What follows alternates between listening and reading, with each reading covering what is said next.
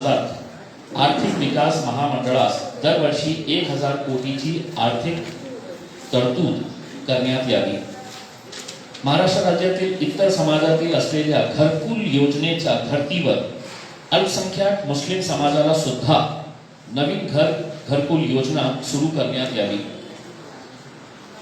और लास्ट का पॉइंट यह है कि महाराष्ट्र शासनाने अनुसूचित जाती जमाती, इतर मागासवर्ग व मराठा समाजातील विद्यार्थ्यांचे सामाजिक, आर्थिक व शैक्षणिक स्थितीत सुधारणा होऊन सर्वांगीण विकास व्हावे याकरिता डॉक्टर बाबासाहेब आंबेडकर संशोधन व प्रशिक्षण संस्था बार्टी, छत्रपती शाहू महाराज संशोधन प्रशिक्षण व मानव विकास संस्था सारथी आणि महात्मा ज्योतिबा फुले संशोधन व प्रशिक्षण संस्था महाज्योती या स्वयं संस्थेची स्थापना केलेली आहे। त्याच धर्तीवर अल्पसंख्याक मुस्लिम समाजातील विद्यार्थ्यांचा सर्वांगीण विकास व्हावा याकरिता स्वतंत्र स्वायत्त संस्था स्थापन करण्यात यावी। अब ये हमने इतनी सारी मांगे हमने रखी है और हमारी उम्मीद है कि ये जो सरकार है, ये सरकार इसको बहुत गंभीरता से लेगी, क्योंकि ये कई साल पुरानी मांगे हैं और अगर सही मानों में अगर मुसलमानों का विकास अगर महाराष्ट्र के अंदर अगर चाहती है तो सरकार ने इन मांगों को फौरन पूरा करना चाहिए। किसी भी राज्य सरकार के लिए 100, 200, 500 करोड़ रुपए कोई मायने नहीं रखता है। हम कोई हजारों करोड़ रुपए का बजट नहीं मांग रहे थे, लेकिन आप हर संस्था को आप पैसा दे रहे हैं। सिर्फ एक मुस्लिम समाज के लिए आप अगर कोई स्कीम भी अगर स्टार्ट करते हैं तो उसके ऊपर इतने सारे बंधन, जो अगर बाहर बात कर रहे हैं तो जरा मेहरबानी करके बाहर चले जाइए।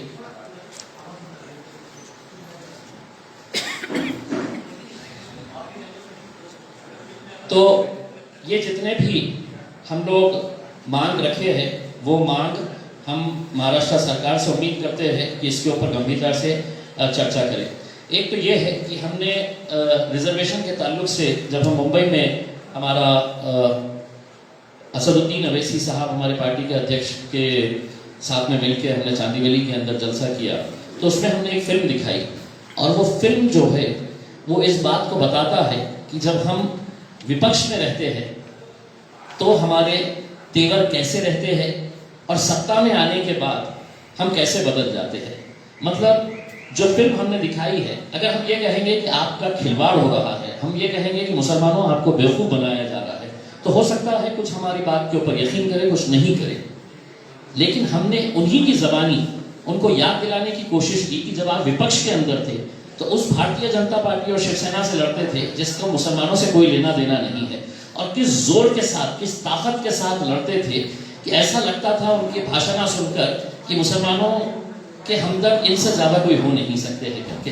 तो हम अपनी पत्रकार परीक्षा शुरू करने से पहले आपको वो फिल्म दिखाना चाहते हैं जो हमने मुंबई के अंदर रिलीज की, ताकि आप भी देख ले और समझ जाए कि इनको देखकर गिरगिट भी शर्मा जाए कि कैसे आसानी के साथ ये रंग बदलते रहते हैं। तो ये फिल्म हम देखेंगे, 8 मिनट की फिल्म है ये। उतनी फिल्म देखने के बाद हम फिर आगे की कार्रवाई शुरू करेंगे।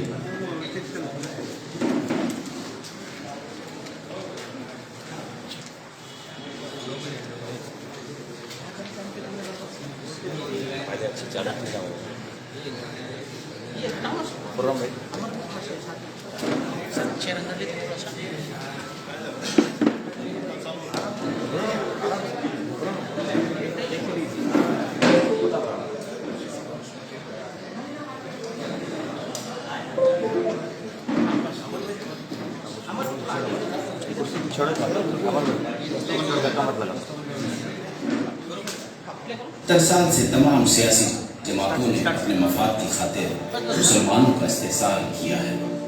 खुसूसन रियासत महाराष्ट्र में कांग्रेस, एनसीपी और समाजवादी पार्टी इसकी सबसे ज्यादा जिम्मेदार है। महाराष्ट्र में सत्ता की मलाई खाने के लिए बेताब कांग्रेस, एनसीपी और समाजवादी पार्टी ने अपने पार्टी के मुस्लिम पिट्ठुओं का और नाम नेहाद सेक्युलर नेताओं के बीजेपी के दौरे इक़्तिदार में मुसलमानों को लुभाने के लिए खूब इस्तेमाल किया, और मुस्लिम पिट्ठुओं ने और नाम नेहाद सेक्युलर नेताओं ने भी अपने आका को खुश करने के लिए मुसलमानों के जज्बात के साथ खेला और मुसलमानों को लुभाने के लिए कोई कसर नहीं छोड़ा। रिजर्वेशन दिलाने के बहाने खूब आवाज उठाई और महाराष्ट्र के मुसलमानों को खूब सुनहरे ख्वाब दिखाए। ये देखिए साबिक वजीर आरिफ नसीम खान और अबू आसिम आजमी समेत कांग्रेस लीडरान क्या कहते हैं। मराठा और मुसलमानों को आरक्षण मिलना चाहिए। अगर ये सरकार हमको ये आरक्षण नहीं देती है तो सोशली इकोनॉमिकली बैकवर्ड मुस्लिम है, हम आने वाले अधिवेशन के अंदर और उसको चलने नहीं देंगे। और हमारी मांग सभी मिल करके, फिर वो कांग्रेस, राष्ट्रवादी, समाजवादी और हमारे जितने लीडर हैं वो इसकी मांग करेंगे। और ये मराठा के साथ में जो सोशली इकोनॉमिकली बैकवर्ड मुसलमान है उनको आरक्षण मिलना चाहिए। 2014 में कांग्रेस एनसीपी की सरकार ने मुस्लिम समाज को पिछड़ेपन की बुनियाद पर 5.5% आरक्षण देने का निर्णय किया था। उसको लागू भी कर दिया गया था, चालू भी हो गया था। सरकार ने अध्यादेश को जानबूझकर लैप्स होने दिया और उस दिया हुआ आरक्षण को रोक रखा है। हमारी ये मांग है कि मराठा आरक्षण के साथ साथ मुस्लिम आरक्षण को भी ताबड़तोड़ सरकार ने लागू करना चाहिए। वो लोग जो रिकमेंड कर रहे हैं कि 10% रिजर्वेशन मिलना चाहिए, पिछली सरकार ने 5% दिया, हाई कोर्ट ने उस पर मोहर लगा दिया। तो हाई कोर्ट ने जब मोहर लगाया तो किस बेस पे लगाया? ये कोई धर्म के आधार पर नहीं, बल्कि पिछड़ेपन के आधार पर समाज के वो लोग जिनके पास जो पिछड़ेपन के लोग हैं, जिनको हक नहीं मिल रहा है, उस आधार पर ये माना गया है। और बहुत सारे स्टेट में इसी आधार पर रिजर्वेशन मिला हुआ है। टीवी चैनल्स में बहस के दौरान शिवसेना और कांग्रेस के साबिक वजीर आला पृथ्वीराज चौहान और मजलिस इत्तेहादुल मुस्लिमीन के रुकन पार्लियामेंट इम्तियाज जलील। डेटा ये कहता है कि मुसलमानों की एनुअल इनकम इतनी है, फैमिली इनकम इतनी है, झोपड़पट्टियों में कितने रहते हैं, कच्चे घरों में कितने रहते हैं। अगर ये डेटा के बेसिस के ऊपर अगर आप मराठास को दे रहे हैं तो मुसलमानों को नहीं देने की वजह क्या है? There is a very strong logic in giving 5% reservation to the certain Muslim communities. Current government can add a few, subtract a few. Congress रुकन parliament Hussain Dalwai press conference से मुस्लिम रिजर्वेशन का मुतालबा करते हुए कि मुस्लिम समाज बड़े पैमाने पे शिक्षा में पिछड़ा है, उसकी हालत बहुत बुरी है। तो अगर महाराष्ट्र सरकार चाहे तो उनको आरक्षण दे सके शिक्षा में। अभी जो डिसीजन लिया गया उसमें 8% मुसलमानों को आरक्षण देने के बारे में पिछली सरकार ने, कांग्रेस और एनडीए सरकार ने जो डिसीजन लिया था वो क्यों नहीं सरकार करती? सरकार हमेशा मुसलमानों को के ऊपर नाइंसाफी क्यों करती है और उनको टारगेट क्यों करती है? सारे जो लीडर है, हमारे एमएलए है, एमपीज है, सब लोगों ने ये सवाल उठाना चाहिए। और कांग्रेस पार्टी से हम असेंबली में कांग्रेस पर एनसीपी ने मुस्लिम रिजर्वेशन का मुतालबा किया। 5% आरक्षण मुस्लिम समाज को लोकशाही आघाड़ी सरकार ने दिया, 16% आरक्षण मराठा समाज को मिला। खास करके तो मुसलमानों को 10% एजुकेशन और गवर्नमेंट सर्विस में मिलना चाहिए। आपके माध्यम से मेरी मुख्यमंत्री जी से गुजारिश है कि 14 तारीख को ये सेशन खत्म होने से पहले ये निर्णय लेकर 10% जो माइनॉरिटी मुसलमानों को रिजर्वेशन देना चाहिए। समाज के अंदर सोशली इकोनॉमिकली बैकवर्ड है, उनको आरक्षण देने के लिए मुंबई हाईकोर्ट ने इसको जारी करी। आरक्षण मात्र कर्तव्य शिक्षणावर आरक्षण मुस्लिम समाजाच्या मुलांना दिलं होतं आणि त्याच्यामध्ये माझी उत्तर झालं तर मान्य केलं होतं. काही मराठा आरक्षण देण्यासंदर्भात त्याला स्थगिती आहे. आता त्यानंतर सरकार काय कारवाई करते, त्याचे मोर्चे निघाले, दाखल कमिटी स्थापन झाले, तो काय निर्णय ठरवले. कांग्रेस के साबिक रियासती सदर मानिक राव ठाकरे रिजर्वेशन की हिमायत करते हुए टीवी चैनल पर आरक्षण मुस्लिम समाजाचं त्यांना मिळत नाही तोपर्यंत आम्ही जागोजागी निदर्शनं करू, आंदोलन करू आणि मुस्लिम समाज आरक्षण मिळालंच पाहिजे या दृष्टिकोनातून विधानसभेत, विधान परिषदेमध्ये विधिमंडळामध्ये मागणी करण्याचा प्रयत्न आहे. साबिक वजीर आरिफ नसीम खान असेंबली में मराठा और मुस्लिम रिजर्वेशन का मुतालबा करते हुए की आम्ही मुस्लिम समाजातील कुठल्याही मागासलेल्या समाजाला आरक्षण द्यायला समर्थन करणार नाही आणि संपूर्ण देशामध्ये हा आम्ही आरक्षण देणार नाही. तर या शासनाची काय मनस्थिती अध्यक्ष महोदय? एनसीपी के वजीर मुंडे मुस्लिम रिजर्वेशन का मुतालबा करते हुए या मुस्लिम आरक्षणाच्या बाबतीत जे शैक्षणिक आरक्षण करलेले ते काही कोर्टाने दिले आणि कोर्टाच्या आदेशामध्ये 78 क्रमांकाच्या पॅरेग्राफमध्ये स्पष्ट उल्लेख आहे की हे जे मुस्लिम समाजाला आरक्षण दिलेलं आहे अतिशय चांगली गोष्ट. या आरक्षणामुळे मुस्लिम समाजातील तरुण तरुणी मुख्य प्रवाहात येतील. पण भाजपचं सरकार मुस्लिम आरक्षण देऊ शकत नाही आम्ही सुरुवातीपासून म्हणत होतो. रियासती वजीर नवाब मलिक ने भी प्रेस कॉन्फ्रेंस के जरिए रिजर्वेशन की बात की थी और जल्दी से जल्दी करने की बात की थी. मराठा आणि मुस्लिमांना आरक्षण देण्याबाबत घोषणापत्रामध्ये जाहीर करण्यात आला होता आणि राष्ट्रवादी काँग्रेस पक्ष त्याची अंमलबजावणीसाठी कटिबद्ध आहे. मला आशा आहे की या राज्यामध्ये मराठा समाजाला मुस्लिम समाजाला आरक्षण देण्याचे निर्णय लवकरच होईल. पण हा निर्णय घेत असताना या राज्यातले schedule caste, schedule tribe, OBC यांचे आरक्षणाला धक्का बसणार नाही आणि ही आरक्षणे राजकीय राहणार नाही. नुसता शिक्षणासाठी आणि नोकऱ्यासाठी हे आरक्षण देण्यात येईल. कारण हे दोन्ही समाज पण इतर समाजासारखा मागासलेला आहे आणि त्या धर्तीवर या दोघा समाजाला आरक्षण देण्याबाबतच्या निर्णय मला लवकर अपेक्षित आहे. रियासती वजीर जितेंद्र आव्हाड ने भी मराठा समाज के साथ साथ मुस्लिम रिजर्वेशन की बात की थी. अपने हक और अधिकार के लिए मराठाओं ने अपनी जो ताकत दिखाई है उसका अनुकरण करके मुसलमानों ने अपने हक और अधिकार के लिए 7 तारीख को 2 बजे मोर्चा में शामिल होना चाहिए. ये लड़ाई मेरी नहीं है, ये लड़ाई तुम्हारी नहीं है, हम सबकी है. जहां जहां शोषण होता है, जहां जहां समाज पिछड़ा हुआ होता है, उनको ताकत दिखा के सरकार से कुछ लेना पड़ता है. हमारा तो हक और अधिकार है. रिपोर्ट ने हमें 5% का रिजर्वेशन दिया था जो सरकार ने छीन लिया है. हमारे दस्तरखान को हाथ लगाने की हिम्मत इस सरकार ने दिखाई है.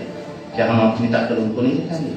अगर मराठा 20 लाख में एक हो सकता है, अगर ओबीसी 15 लाख में एक हो सकता है, तो क्या मुमरा में हम एक नहीं हो सकते? तो लेकिन आज जब महाराष्ट्र में वो साहिब मसनद हो चुके हैं तो वो मुसलमानों से किए गए अपने अतीत के वादे को भूल गए हैं. उन्हें याद दिलाना बेहद जरूरी है और मजलिस यही काम कर रही है. मुख्यमंत्री साहब अदालत का फैसले लेते हैं तो कहीं ना कहीं ये सोचती है कि सर्कमस्टेंशियल एविडेंस बहुत स्ट्रांग है. मुसलमानों को जब अदालत ने 5% एजुकेशन के रिजर्वेशन की इजाजत दी थी तो कहीं ना कहीं उन्होंने देखा था कि रमना कृष्णा कमीशन, रेमू कमीशन, सच्चर कमीशन की सरकारों द्वारा अपॉइंटेड किए गए थे.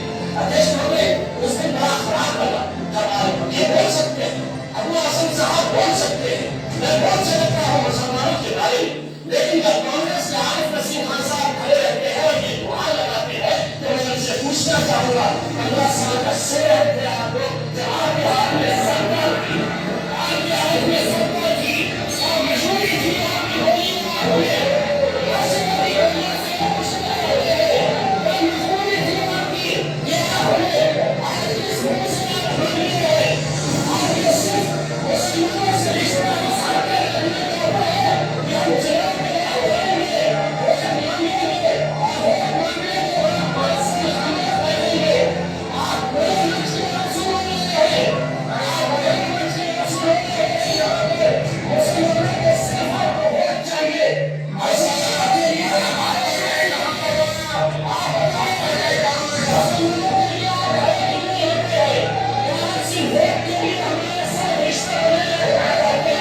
मजलिस की लड़ाई इन्हीं गद्दार और दोगलों के साथ है. ऐ वादा शिकन ख्वाब दिखाना ही नहीं था.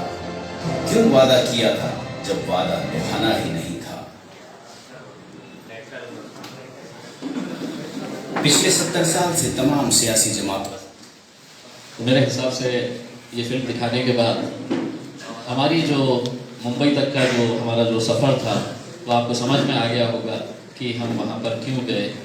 और अब इसके आगे भी अगर कोई हमारे ऊपर उंगली उठा रहे हैं यही राजनीतिक पार्टियां, हमने किससे प्रेरणा ली?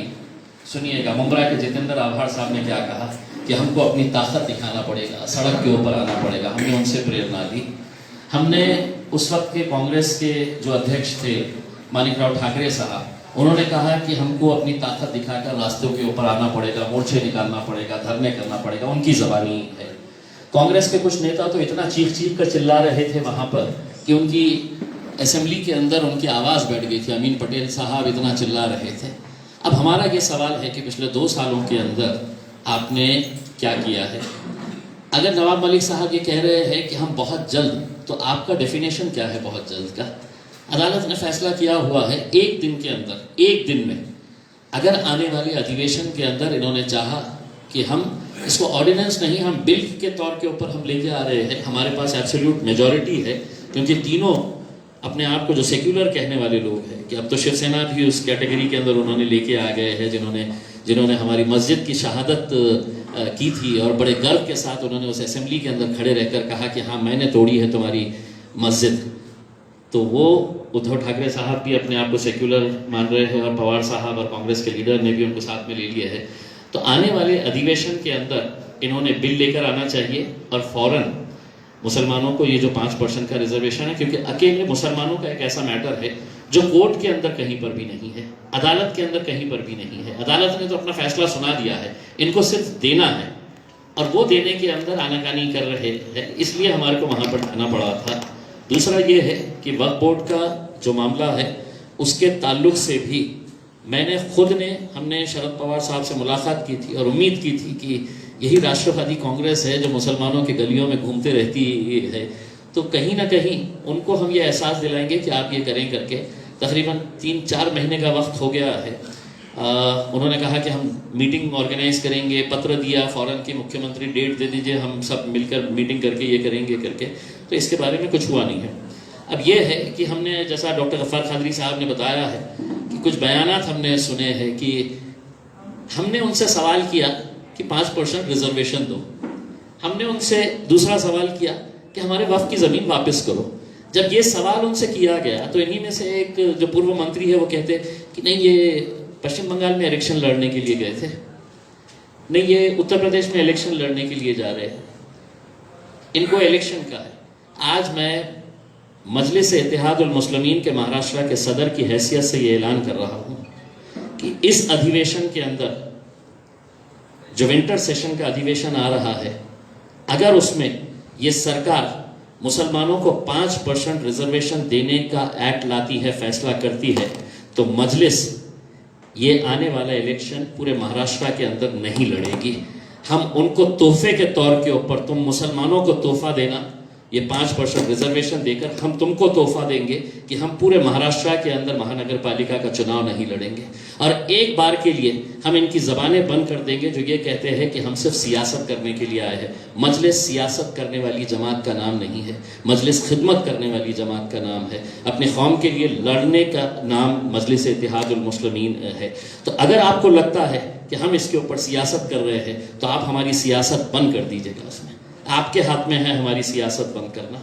और अगर आप नहीं करेंगे, अगर इस अधिवेशन के अंदर नहीं लेकर आएंगे, तो जिस तरह असदुद्दीन अवैसी साहब ने मुंबई के अंदर ऐलान किया है, आने वाले मुंबई के जो विंटर सेशन है वहाँ पे भी मोर्चा निकाला जाएगा, भव्य मोर्चा निकाला जाएगा और तीव्र आंदोलन, आप इसको इस ताल्लुक से पूरे महाराष्ट्र के अंदर हम ये आंदोलन चलाएंगे। इस फिल्म के अंदर आपने महज कुछ 8-10 लोगों को ही देखे हैं, ये फिल्म और बढ़ेगी। अभी ये फिल्म के अंदर उन लोगों की भी ज़बानी आएगी जिन लोगों ने किस तरह से लड़े थे। उसमें शायद फिर शरद पवार साहब भी हो सकते हैं, उसमें और बहुत सारे नेता हो सकते हैं जो उस वक्त मुसलमानों के ताल्लुक से कितने हमदर्दी जताते थे और आज उनका रवैया मुसलमानों के ताल्लुक से क्या है करके। तो यही आप लोगों से बात करना था। मैं आप तमाम लोगों का शुक्रिया अदा करता हूँ और इस मौके के ऊपर महाराष्ट्र की पुलिस का भी तहे दिल से शुक्रिया अदा करता हूँ कि उन्होंने हमारे इस पूरे सफ़र के दौरान, ठीक है, उन्होंने अपना काम किए, उनकी ड्यूटी थी।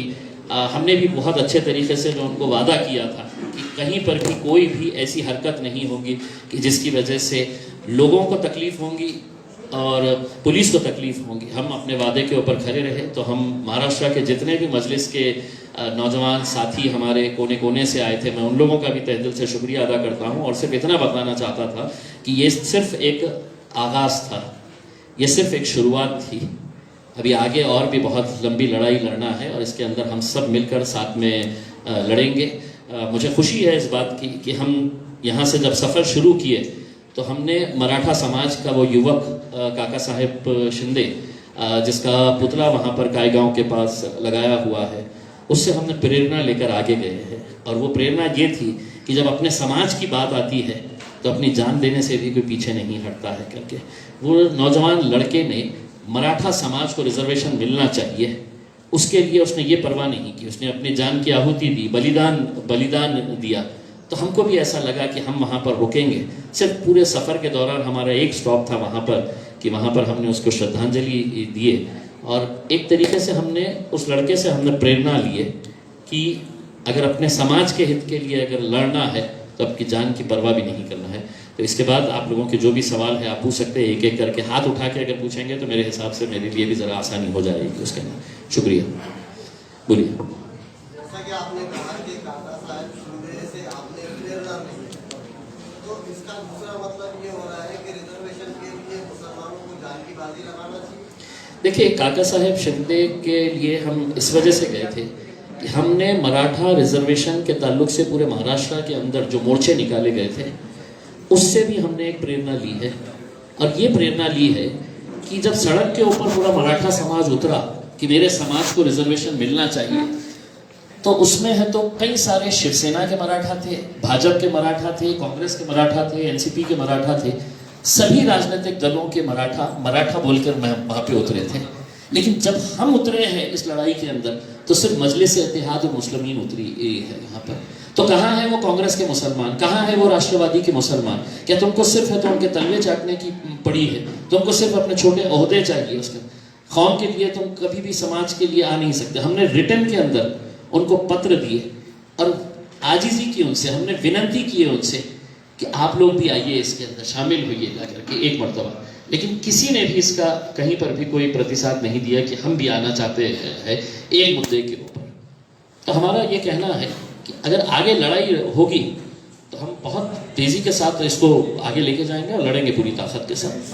माझे दोन प्रश्न आहेत तुम्हाला. तुम्ही म्हणालात नसीम खान म्हणाले की आम्ही राजकारणासाठी करतोय, तर त्यांचं म्हणण्याचा असा हेतू आहे का की मुंबई इलेक्शन समोर आलं आहे, महानगरपालिका मुंबई किंवा औरंगाबाद, तर हे डोळ्यासमोर ठेवून तुम्ही करताय असं तुम्हाला म्हणायचं आहे का, त्यांना म्हणायचं आहे का?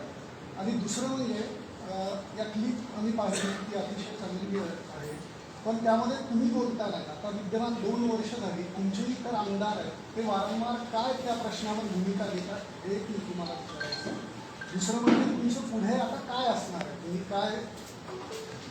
मी एक स्पष्टपणे सांगू इच्छितो की माझे आमदार विधानसभामध्ये याच्या बाबतीत काय केलेले आहे हे आपल्याला मला विचारण्याच्या अगोदर आपण यूट्यूबवर गेलं तर सगळं आपल्याला काही मिळेल की कोणत्या दिवशी कोणत्या आमदारांनी हे मुस्लिम रिझर्वेशनच्या बाबतीत काय बोललो. तुम्ही हे पहिला जे प्रश्न विचारले ते खूप महत्त्वाचं आहे की आरिफ नसीम खानने म्हटलेलं आहे की आम्ही राजनीती करतो, हे जे निवडणूक येत आहे डोळ्यासमोर ठेवून. तर नक्की मी त्या दिवशीही म्हटलं होतं, एका पत्रकाराने जेव्हा विचारलं होतं की आम्ही 200% हे मान्य करतो की आम्ही जे टायमिंग घेतलेली आहे ते खरोखर राजनीतीच्या दृष्टीने खूप महत्त्वाची आहे. निवडणूक जवळ आल्यानंतरच आम्हाला हे करायचं होतं. का करायचं होतं आता हे पण समजून घेण्याची आवश्यकता आहे की निवडणूक आल्यावर पुन्हा तो शरद पवार साहेब रोशन गेटमध्ये सभा घेणार, तोच काँग्रेसचे मोठे नेते येऊन ते कटकट गेटमध्ये जाणार, किरापुरामध्ये जाणार, ते सभा घेणार आणि मुसलमानांना काय सांगणार की आम्ही सेक्युलर पार्टी आहे, तुम्ही आम्हाला नाही दिले तर बीजेपी येईल, मग शिवसेना येईल. म्हणून आम्ही जे टायमिंग निवडलेली आहे हे खरं आहे की आम्ही जाणून बुजून टायमिंग केलेली आहे की कारण हे सर्व लोकांना, हे सर्व पुढाऱ्यांना पुन्हा लोकांसमोर जायचे आहे. आणि त्यावेळी आम्ही जे अवेअरनेस केलेलं आहे, आता तुम्हाला हे सांगतो की महाराष्ट्राच्या कोणाकोपऱ्यातून जे लोक आले होते, कुणालाही आम्ही गाडी दिली नाही, पेट्रोल भरलं नाही त्यांच्या गाडीमध्ये किंवा त्यांना पैसे दिले नाही. इतक्या संख्येने ते का आले की त्यांनाही हे रिअलायझेशन होऊ राहिलं की हो आम्हाला कशा उल्लू बनवण्याचा हे धंदा हे करत आहे. आमच्या या टायमिंगच्या बाबतीत हे आहे की जेव्हा हे पुढारी पुन्हा येतील तर कमीत कमी ते जो एरियामध्ये जातील किंवा सभा घेतील तर आमचे मुसलमान जे आहे ते त्यांना कमीत कमी प्रश्न विचारतील, साहेब आम्ही तुम्हाला मत देतो, तुम्ही आम्हाला सांगा आमच्या 5% रिझर्वेशनच्या बाबतीत तुम्ही काय केलं, आमची वक्फ बोर्डाची जमीन परत करणार काय करके. म्हणून लोकांमध्ये एक अवेअरनेस मागच्या 2 महिन्यामध्ये संपूर्ण महाराष्ट्रामध्ये आम्ही कॉर्नर मीटिंग्स घेतली. इतकं घरे घरे जाऊन छोटे छोटे कॉर्नर मीटिंग्स घेतली, सभा घेतली. औरंगाबादमध्ये सुद्धा डॉक्टर गफ्फार खादरी साहेब असू द्या, शारिक नक्षबंदी असू द्या, आमचे समीर साजिद असू द्या किंवा आमचे कोणतेही पदाधिकारी असू द्या, त्यांनी इतके सारे मीटिंग्स घेतलेली आहे आणि लोकांमध्ये आता हे एक अवेअरनेस क्रिएट झालेला आहे की हो आम्ही जो मुद्दा घेत आहे आणि याच्यापेक्षा तुम्हाला काय पाहिजे की तो म्हणतो ना की आम्ही निवडणूक पुढे ठेवून मी घोषणा केलेली आहे आणि मी आपल्याला शब्द देतो की या अधिवेशनमध्ये त्यांनी बिल आणलं मुसलमानांना 5 रिझर्वेशन त्याच दिवशी माननीय असदुद्दीन अवैसी साहेब घोषणा करतील की ॲज एक सेलिब्रेशन के तौर के ऊपर हम कांग्रेस और एनसीपी को बोलेंगे कि तुम लड़ो इलेक्शन, हम नहीं लड़ेंगे। सर एक धोका असा होऊ शकतो म्हणजे जर त्यांनी आरक्षण दिलं तुम्ही निवडणुका नाही लढवल्या तर मुस्लिम समाजाचं राजकीय नुकसान होऊ शकते। नहीं देखिए मुसलमानों का राजनीति कहाँ है साहब? नहीं, देखिए हमारा तो यही कहना है ना, मुसलमानों की राजनीति यही लोगों ने तो खत्म किए है करके। आज कहाँ है? एक मिनट मैं पूछता हूँ इसके आगे, मेरा यही कहना है आप मुसलमानों की राजनीति क्या है? मुसलमानों की राजनीति सर हमको मोहल्ले के कॉर्पोरेटर बना डालो, जिला परिषद का एक सदस्य बना डालो, स्टेज के ऊपर बैठने के लिए का दाढ़ी वाले टोपी वाले को बिठा डालो और ये मैसेज दे डालो कि साहब देखो ये मुसलमान स्टेज के ऊपर बैठा है करके। उस स्टेज के ऊपर बैठने वाले मुसलमान की हैसियत क्या है करके ये सारे लोग, औरंगाबाद के उदाहरण ले लो आप, तो हमारे तो बस यही रह गया है कि हमको दिखावे के लिए ये कर रहे हैं करके। क्या ये शरद पवार साहब की जिम्मेदारी नहीं है कि महाराष्ट्र से एक मुसलमान एमपी चुना कर लेकर आए करके? क्या तुमको सिर्फ वोट चाहिए? वोट डालने के लिए मुसलमान चाहिए? कोई बड़े ओहदे के ऊपर कोई नहीं चाहिए तुम्हारे को। एमपी तुम बनेंगे, सारे जितने भी अहम पोस्ट है वो तुम उसके ऊपर बैठ जाएंगे करके। नवाब मलिक साहब माइनॉरिटी डिपार्टमेंट के मिनिस्टर है, उन्हीं की जबानी है बहुत जल्द। अरे कितने जल्द 2014 का मामला है, आज 2021 आ गया है। तुमने तो सबसे पहले, और उन्होंने अपने उसमें बोला है कि हमारे उसके अंदर था करके, मैनिफेस्टो के अंदर था।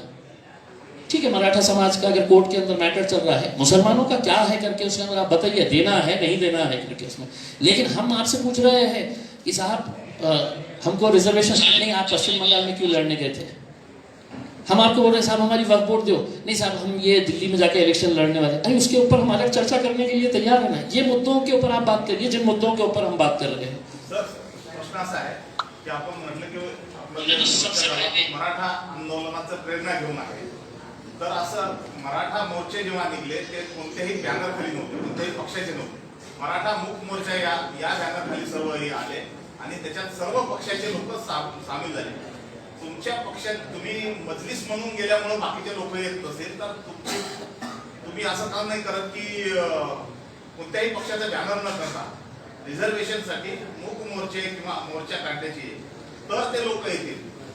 नाही, मला आपल्याला हे सांगायचं, कोणाला नाही माहीत असेल तर, की तुम्हाला वाटत असेल की मराठा समाजाने जेव्हा मोर्चा काढला होता तर त्याचं नेतृत्व कोणी नाही होतं, पडद्याच्या मागे कोण कोण होते हे सगळ्यांना माहीत आहे। त्यांना पैसे कोणी पुरवण्यात आले होते, कोणी पुरवले होते हे सगळ्यांना माहीत आहे। हे खरी गोष्ट आहे, म्हणजे आपल्याला ॲज अ पत्रकार नाही माहीत असेल तर मतलब हे आश्चर्य आहे। पण त्या मोर्चाला फंडिंग कोणी केली होती आणि त्याच्या मागे कोणकोणते पुढारी होते ते सगळ्यांना माहीत आहे। आता आम्ही जेव्हा मुंबईमध्ये निघालो रॅली घेऊन, आम्ही आमच्या पार्टीचा एक झेंडा दाखवा, तुम्ही एक झेंडा कोणत्या गाडीवर आम्ही लावलो होतो, आम्ही तिरंगा लावून गेलो आणि त्याचा उद्देश एकच होता उसमें की समजा बाबा आम्ही पत्र दिलेलं आहे काँग्रेस, राष्ट्रवादी काँग्रेस, समाजवादी पार्टीच्या नेत्यांना, त्यांनी एक रात्री त्यांना जाग आली की नाही रे बाबा आपल्याला सकाळी जायचं आहे, आपण पण जाऊ त्यांच्यासोबत, तर त्यांना काही पडलं असतं की नाही MIMचा झेंडा आहे आम्ही त्याच्यासोबत कशाला जाऊ, मग आम्ही तिरंगा लावून गेले। महत्त्वाचं हे नाही आहे की मतलब MIMचा, आता दुर्दैव हे आहे त्यांच्यासाठी की महाराष्ट्रामध्ये एकच मुस्लिम MP आहे ना, एकच मुस्लिम MP आहे आणि ते म्हणजे MIMचा MP आहे। असं तुमचे असले असते एखाद MP तुमच्या पार्टीचा, तर मी त्यांना सांगितलं असतं की तुम्ही नेतृत्व करा, मी एक कार्यकर्ता म्हणून तुमच्या सोबत येतो। सर, जिस तरह से माहौल देखा जा रहा है पूरे महाराष्ट्र में, तो क्या आपको लगता है सर कि मुसलमानों को खुला कि जातिवाद की राजनीति चल रही है? क्या मुसलमान लोग आपको नहीं देंगे? आपको लगता है सर? नहीं, ये जातिवाद की राजनीति नहीं है, ये आपको सिर्फ बेवकूफ बनाने के धंधे चल रहे हैं, ये सिर्फ आपके साथ खिलवाड़ किया जा रहा है। देखिए इसीलिए इनका सवाल बहुत दुरुस्त है कि आपने इसी वक्त क्यों किया है। अरे हमने तो जानबूझकर किए हैं इसी वक्त कि तुम आओ हमारे मोहल्ले के अंदर दोबारा किसी ना किसी से, तो और ये जब जिंदा रहेगा वो जब प्रेस कॉन्फ्रेंस लेंगे तो आप भी पूछेंगे उनसे कि साहब ये लोग बम्बई आए थे, आप इसके बारे में क्या कर रहे हैं करके इसमें, और जो हम सवाल कर रहे हैं उसका जवाब दीजिएगा उसमें। आप ये उधर उधर घुमा फिरा के मत बोलिएगा उसमें कि साहब आप पश्चिम बंगाल में क्यों गए थे, आप हार गए थे, आप इनकी बी टीम उनकी बी टीम, अब कोई मतलब किसी को ये हजम ही नहीं होती है बात। सर हमारा काम मेहनत करना है, हम कोशिश करना हमारा काम है, नतीजे क्या होते हैं करके ये वक्त बताएगा। और उसकी एक जिंदा मिसाल ये है कि जब हम कोशिश करें औरंगाबाद में तो आज इस कुर्सी के ऊपर बैठे हैं करके, उस वक्त कॉन्फिडेंस था नहीं था ये नहीं पता है, लेकिन हमने लोगों को बोला था कि कोशिश करो, अगर कोशिश करेंगे ईमानदारी के साथ तो नतीजा निकलेगा, तो ये नतीजा है उसी कोशिश का। नसीम खानेने आरोप केला है की एमआय ही एक गाडी आहे ज्यात भाजप जेवढं पेट्रोल टाकते तेवढंच ते चालतं। देखिए कितनी मरतबा हम इसका जवाब देंगे, ये एक होता है ना उसमें नाच न जाने आंगन टेढ़ा वाला मामला है इसके अंदर कि साहब हाँ, मैं क्या इनको जवाब दूं, तो दोबारा वही मुद्दे लेकर आएंगे। चलिए साहब ये मान भी लिया है कि वो पेट्रोल डाल रहे करके, मैंने आपसे 2 सवाल किया, आप मेरे 2 सवाल का जवाब दे दीजिए ना उसमें कि आप मुसलमानों को रिजर्वेशन देंगे नहीं देंगे करके, और अगर नहीं देंगे तो आप हमको बता दीजिएगा, और देंगे तो हम तो आपके लिए मैदान खुला छोड़ रहे हैं। आप तो ये समझ लीजिएगा कि पूरे नगर परिषद नगर पालिकाओं के अंदर आप धूम मचा सकते हैं, एमआईएम नहीं रहेगी, एमआईएम बोलेंगे कि नहीं इन्होंने हमारे कौम के साथ है तो हमारा साथ दिया है करके हम इलेक्शन में नहीं करेंगे। और आरिफ नसीम खान अगर चाहे तो मैं उनके प्रचार के लिए उनके लिए भी जाऊंगा उसके अंदर कि साहब देखो आपने मेहनत की है करके हमारे लिए। मुंबईच्या सभेमध्ये जी गफार कादरीने तुमची एवढी कौतुक केलं तिथं, त्याच्यापेक्षा डबल कौतुक तुम्ही त्यांचं केलं।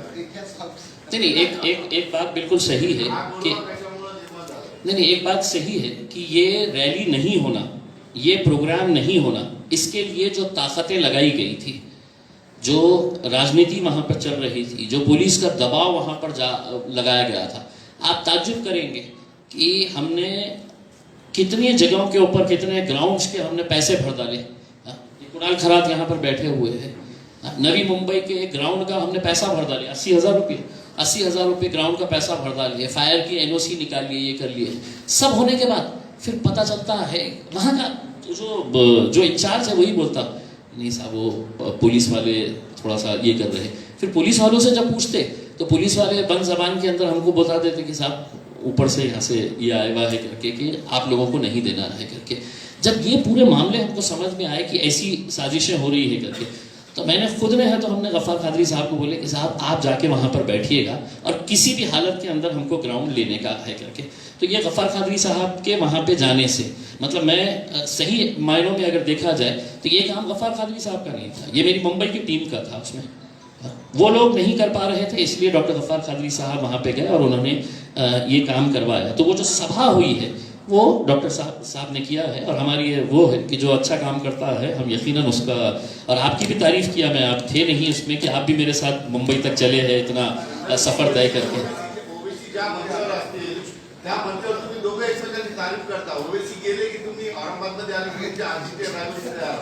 देखिए सिद्धार्थ भाई, मतलब राजनीति के अंदर मतभेद हो सकते हैं, इसमें कोई ये नहीं है। कुछ मुद्दों के ऊपर हो सकता है कि डॉक्टर साहब के कुछ फैसले मुझे पसंद नहीं आते होंगे या मेरे फैसले जो है वो समीर साजिद को पसंद नहीं आते होंगे या शारिफ को, बट अल्टीमेटली जो है हम सब पार्टी के लिए काम करते हैं। छोटे मोटे बातें हैं तो हर राजनीति के अंदर होती है, लेकिन इसमें ऐसा नहीं है कि नहीं साहब हम तो बिल्कुल हमारे पास कुछ भी नहीं होता है करके। होते हैं, हर राजनीतिक पार्टी के अंदर होते हैं। इसका मतलब ये थोड़ी है कि हम अपने लक्ष्य से भटक रहे हैं करके उसमें। तो ये हमारा मुद्दा नहीं है कि मतलब और आप कितनी भी कोशिश कर ले मजलिस टूटने वाली नहीं है, हम पूरी ताकत के साथ खड़े रहेंगे उसके अंदर। तो सिद्धार्थ भाई को मैं बोलना चाहता हूँ कि कुछ मसाला आपको भी चाहिए होता है, मगर गैर जोर मसाला आने की जरूरत नहीं है। पूरी पार्टी, पूरी महाराष्ट्र की यूनिटें एकजुटी से काम करें।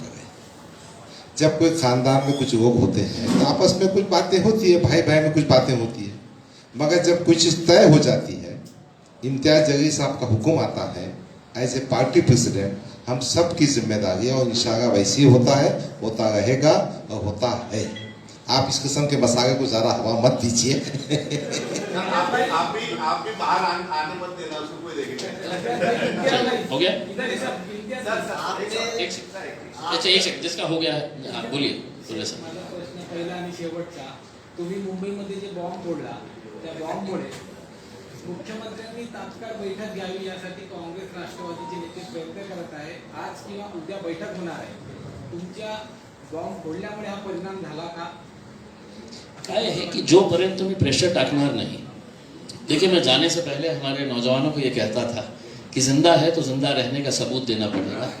हाँ, हम नौजवानों को ये बात कहते थे कि अपने वजूद का एहसास दिलाना पड़ेगा कि साहब हम भी रहते हैं इस राज्य के अंदर, हमारी भी एक पहचान है, हम इस देश के अंदर रहने वाले, हमारे साथ ये नाइंसाफ़ी क्यों हो रही है क्योंकि इसमें.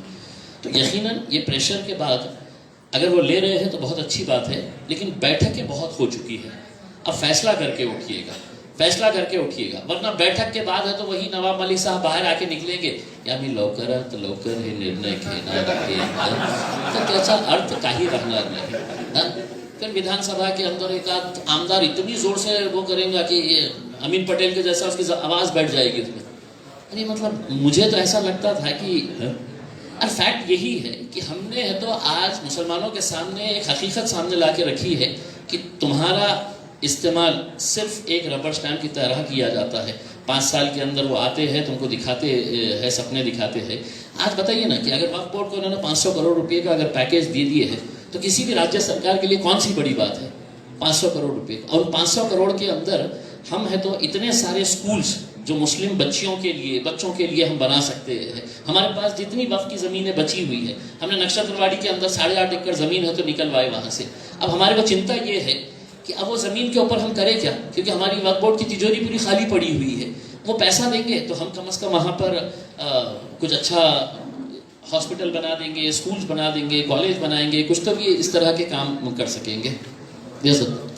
दत्ता ने दिन भर मेरा लिया है पूरा गाड़ी के अंदर, आज भी दिल भरा नहीं है. बोलो दत्ता. प्रकाश आंबेडकर काही दिवसापूर्वी तुमचे सहकारी होते, मात्र त्यांनी आता येणाऱ्या निवडणुका लढवण्यासाठी मुस्लिम लीग आणि राष्ट्रीय जनता दलासोबत अलायन्स करण्याचा निर्णय घेतलेला आहे. ते कुठेतरी निराश झालेत का MIM वरून किंवा मुस्लिम मतदार? नाही, मतलब त्यांनी एक स्पष्ट सांगितलं होतं की ते MIM सोबत जाणार नाही आहे. क्योंकि आणि बघा आमची तयारी हे असते की आम्ही एकटं लढण्याची आमची तयारी आहे. कोणी आलं तर चांगलं, नाही आलं तर बघू. मुस्लिम लीग सोबत ते आता अलायन्स करताय. देखे ना सर, मतलब मुझे भी बहुत डर लगता है. मुस्लिम लीग इतनी बड़ी पार्टी है कि अब कैसा होगा हमारा. 5 साल के लिए इलेक्शन से दस्तबरदारी इमाम के नहीं, 5 साल बोला नहीं हूँ मैं. 5 साल नहीं, बहुत लंबा चले गए हैं आप उसमें. ये आप कर दीजिएगा. महानगर पालिका ये बोल रहे हैं ना कि हम महानगर पालिका नगर पालिकाओं के इलेक्शन को देखकर है तो हमने इस वक्त की टाइमिंग की है करके. अरे एक इलेक्शन है तो अपनी कौम की खातिर हम कुर्बान करवा लेंगे उसके अंदर. कोई बड़ी बात नहीं है मजलिस के लिए, उसमें कोई वो नहीं है. देखिए, मुसलमानों की भलाई होना उसमें, आप ये समझ लीजिए ना. उसमें हमारे नगर परिषद नगर पालिकाओं के अंदर मेंबर्स चुनकर आ रहे हैं. हमारी लड़ाई तो ये है कि अब हम उनके साथ है तो हमारे MPs बनाएंगे, हमारे MLAs बनाएंगे करके. उसमें ये जो है ये एक छोटी सी अगर कुर्बानी हमको देना पड़ा कि चलो भाई हम सौदा कर रहे हैं इनके साथ कि तुम हमको ये दो, हम तुमको वो देते हैं करके. देखते हैं कितना उनको पड़ता है करके. उसमें इससे भी बौखला जाएंगे वो. आज नरेंद्र मोदी जो इव्हेंट चालू आहे सगळ्या भारतामध्ये लाईव्ह बघितलं जातं, काय प्रतिक्रिया देईल राजकीय व्यक्तिमत्व किसका म्हणजे समज विश्वनाथ मंदिरातील जे आता घाटाचं लोकार्पण मुख्यमंत्री देवेंद्र फडणवीस करतात. सकाळपासून ते आतापर्यंत सगळे लाईव्ह चालू आहे. त्याच्यावर बरेच राजकीय मतमतांतरे होत आहेत. तर हे MIM काय त्याच्याकडे कसं बघतंय केदारनाथच्या नंतर आहे? नहीं, देखिए ये हमारे को कोई ऐसा अचानक ये ऐसा हो गया है और इसके ऊपर हमको बहुत अचंभा हो रहा है कि ये कैसा निकल के आ गया. हमको 200% इस बात का यकीन था कि चुनाव के अंदर जब भी भारतीय जनता पार्टी कमज़ोर नज़र आती है, हारने की कगार के ऊपर नज़र आती है, उनको ये उनके सर्वे के अंदर आ जाता है. RSS वाले जब उनका सर्वे करते हैं कि नहीं योगी बाबा तू तो गए हो, तो जब ये मामला सामने आ जाता है तो वो क्या करते हैं कि दोबारा हिंदू मुस्लिम दंगा फसाद कैसा किया जा सकता है करके फिर कोई तो भी एक आध मंदिर का इशू निकाला जाता है. वो मंदिर को इतना प्ले अप किया जाता है. तो ये सब चीज़ें जो है ये एक सोची समझी स्ट्रैटेजी के तहत होता है. लेकिन मुझे एक खुशी इस बात की है कि मुसलमान समाज अब, और thanks to barrister Asaduddin Owaisi साहब, मुसलमानों का जो नौजवान लड़का उसका कभी भी इलेक्शन के अंदर दिलचस्पी नहीं होती थी. आज उनकी वजह से ये है कि हमारा छोटे से छोटा अगर कोई लड़का है ना, वो पूरा उसको इलेक्शन के ताल्लुक से डेमोक्रेसी के अंदर मेरा क्या रोल होना चाहिए, मैंने क्यों है तो एक ताकत बनकर खड़े रहना चाहिए, ये चीज़ है तो अब मुसलमानों के अंदर असदुद्दीन अवैसी साहब ने पैदा कर दी है। तो अब ये है कि अब ये जितनी भी हरकतें होती है, और सबसे ज़्यादा इस्तेमाल तो मीडिया का ही किया जाता है उसमें, कि हम जब पूछेंगे उनसे कि मोदी जी पेट्रोल का क्या हुआ है करके, तो बोले नहीं मैं मथुरा में मंदिर बनाने वाला हूँ करके। हम जब महंगाई के बारे में बात करेंगे तो उन्होंने तो कहीं तो भी बोले बाबरी मस्जिद तैयार, जो उनकी राम मंदिर तैयार होने वाली है करके। तो ये सब चीज़ें जो है ना, ये लोगों को बहकाने के लिए, और रात का एजेंडा फिक्स होता है उससे। एक सेकंड लढाई लढताय आणि विरोधी पक्ष नेता म्हणून एक भाजप सुद्धा ठाकरे सरकारच्या विरोधात आहे. तर मुस्लिम आरक्षणासाठी जसं तुम्ही सगळे पक्षांना यामध्ये, तर भाजपला सुद्धा तुम्ही आमंत्रण देणार का मुस्लिम आरक्षण? नाही, भाजपला देण्याचं कारण हे नाही की भाजपला मुसलमानांशी काही देणं घेणं नाही. अगर इस मुल्क के अंदर मुसलमानों को सबसे पीछा कोई देखना चाहती है, सिर्फ मुसलमानों को परेशान करने का अगर किसी के पास सबसे बड़ा एजेंडा है तो वो भारतीय जनता पार्टी है. तो जिससे कुछ उम्मीद ही नहीं है उसके चौखट के ऊपर क्यों जाना है? हम इनके पास क्यों जा रहे हैं? हम क्यों मांग रहे हैं? आपने एक बात सुनी होगी आज के स्टेटमेंट के अंदर, ये जो मुंबई के क्या नाम है मिनिस्टर साहब, आरिफ नसीम खान साहब, तो उन्होंने क्या कहा है कि भारतीय जनता पार्टी, जब ये दो आमदार थे तो भारतीय जनता पार्टी से के टाइम के ऊपर आपने ये मांग क्यों नहीं रखे? तो मैंने, मेरा भाषण जो था ना वो डाला नहीं था इसमें, उसको ऐड किए हमने. मैं बोला ये उसी वक्त का है जब देवेंद्र फडणवीस साहब मुख्यमंत्री बैठे थे, और उस वक्त भी मैंने पोल आपकी खोला था, क्योंकि मैंने उनसे नहीं मांगा, मैंने उनको ये बोला ही नहीं. मैंने तो उनको बोला कि तुम 15 साल हुकूमत में थे, 15 साल तुम क्या सो रहे थे कि सत्ता तुम्हारी चले गई, बीजेपी आ गई, शिवसेना आ गई, तो बोले अब जो जल्दी से दो मुसलमानों को. तुम क्या कर रहे थे 15 साल? सच्चर कमीशन की रिपोर्ट कब आई है? महमूद रहमान कमीशन की रिपोर्ट कौन से साल में आई थी? रंगनाथ मिश्रा कमीशन की रिपोर्ट. तो हमारे को ये है कि साहब रिजर्वेशन चाहिए ना, अपन ऐसा करेंगे एक कमीशन बना देंगे. तो वो कमीशन है तो 2 साल लेता है, फिर उसकी रिपोर्ट आती है, वो रिपोर्ट टेबल करे तक है तो उनके सरकार निकल. तो ऐसे कमीशन के ऊपर कमीशन, कमीशन के ऊपर कमीशन बनाते जाओ, और मुसलमानों को सिर्फ आश्वासन देते रहो कि भैया होने वाला है करके. जिसने नहीं पूछा है वो पूछ ले. फिरोज भाई, आम्ही सीडी तैयार करणार आहे. हम इसके पूरे सीडीज तैयार करने वाले हैं, और हाँ इनकी धुलाई करो रे.